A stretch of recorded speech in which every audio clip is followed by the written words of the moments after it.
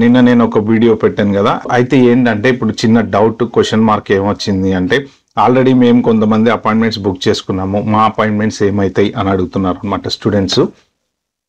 So వాళ్ళకి చెప్పేది ఏంటంటే, మీరు ఎవరెవరైతే వీసా ఇంటర్వ్యూ డేట్ అలాట్ అయిందో వాళ్ళకి ఎటువంటి ప్రాబ్లం లేదు. వాళ్ళకి సేమ్ అదే డేట్ కంటిన్యూ అవుతుంది, మీ వీసా ఇంటర్వ్యూ అపాయింట్మెంట్ ఉంటుంది.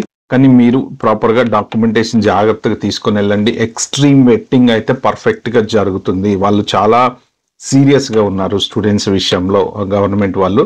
సో మీరు పర్ఫెక్ట్ డాక్యుమెంటేషన్ తీసుకొని వెళ్ళండి. మీ వీసా అపాయింట్మెంట్ ఎటువంటి ప్రాబ్లము ఉండదు. మీవి ఎవరెవరైతే అపాయింట్మెంట్స్ ఉన్నాయో వాళ్ళకి పాత రూల్సే వర్తిస్తాయట.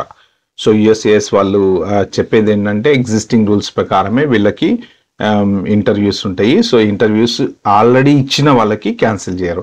సో నిన్న ఏదైతే ఇన్ఫర్మేషన్ వచ్చిందో విత్ ఇమ్మీడియట్ ఎఫెక్ట్ అని, ఇప్పుడు నుంచి ఈ రోజు నుంచి ఎవరైనా సరే అపాయింట్మెంట్ బుక్ చేసుకుందాం అనుకున్న వాళ్ళకి అంటిల్ ఫర్దర్ నోటీస్ అపాయింట్మెంట్ అనేది దొరకదు. అంటే ఒకవేళ మీ అకాడమిక్ ఇయర్ జూన్లో స్టార్ట్ అయినా, ఆగస్ట్లో స్టార్ట్ అయినా, సెప్టెంబర్లో స్టార్ట్ అయినా, ఎప్పుడు స్టార్ట్ అయినా సరే ఇక దానికి సంబంధం లేదు. ఇప్పటి వరకు వచ్చి ఉంటే ఓకే, ఇప్పుడు రాలేదు అంటే మాత్రం ప్రస్తుతానికి అపాయింట్మెంట్ అయితే దొరకదు. ఒకవేళ మీకు ఏమైనా వేరే కంట్రీకి వెళ్ళే ఆలోచనలు ఉన్నాయి యూఎస్ కాకుండా అంటే, మీరు మళ్ళీ I-20 క్యాన్సిల్ చేసుకుని వేరే ఆల్టర్నేట్ ప్లాన్స్ ఏమైనా చేసుకుంటే బెటర్.